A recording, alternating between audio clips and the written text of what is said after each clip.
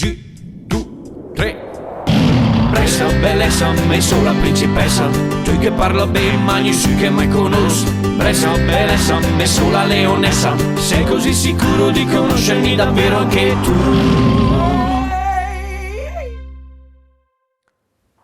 Bentrovati a Brescia Belesa, attenzione ai tre quesiti di oggi. Nel maggio del 1886 nel Bresciano ci fu uno dei primi scioperi. Chi lo proclamò e dove? Lo proclamarono i fornai e si svolse a Iseo, oppure i fabbri e si svolse a Bienno, oppure le lavandaie e si tenne a Desenzano. Seconda domanda, è il franguel. Che cos'è in dialetto bresciano? È il martello, è il serpente oppure il fringuello? Poi attenzione, piazzetta Vescovato, bellissimo angolo, bello scorcio della nostra città, è ornata da alberi, ci sono 4 alberi, fateci caso. Che alberi sono? Sono tigli, sono olmi oppure sono abeti? Non ve li abbiamo messi con le foglie apposta. Restate con noi, grazie.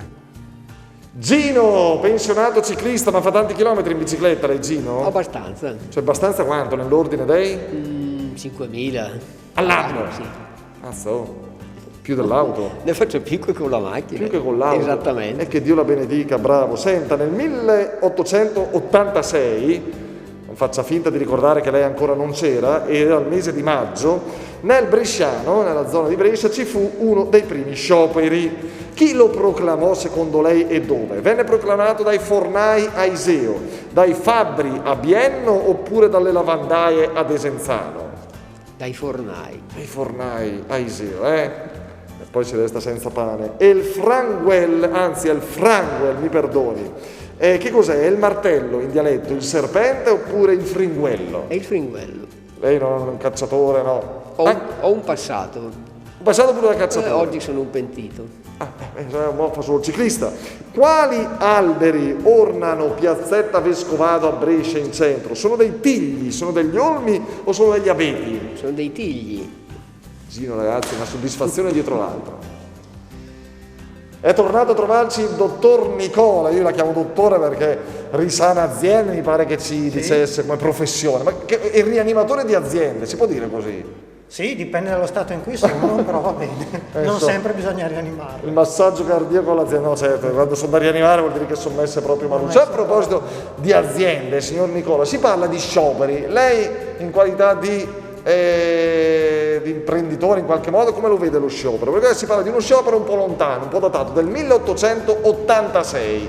Nel Bresciano, in provincia, ci fu una categoria che per prima fece questo sciopero. Da chi venne proclamato? Dai fornai a Iseo, dai fabbri a Bienno oppure dalle lavandaie a Desenzano?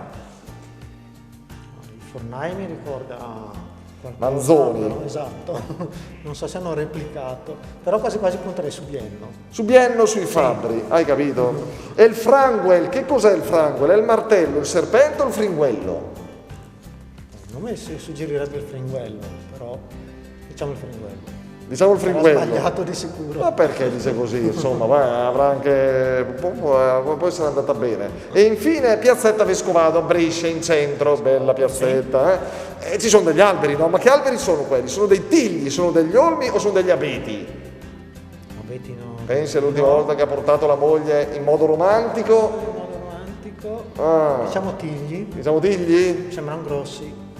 Diciamo bene, Uno dei primi scioperi a Brescia, anzi nel Bresciano, che si tenne nel 1886, venne proclamato dai fabbri e si svolse a Bienno. Ecco la risposta corretta. È il franguel, in dialetto bresciano è il fringuello, ne abbiamo un nobile esempio qui riportato, e gli alberi che ornano piazzetta Vescovato a Brescia sono i tigli. Grazie a tutti, appuntamento alla prossima, arrivederci.